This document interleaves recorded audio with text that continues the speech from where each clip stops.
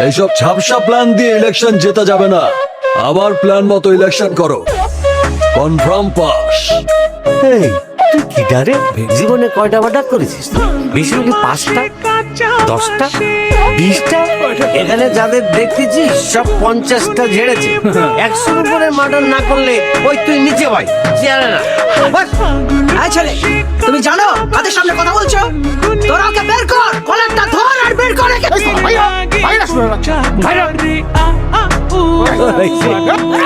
দুষ্টু কোকিল ডাকে রে, কুকু কুকু কুকু, মনে বাঁশি বাজে রে।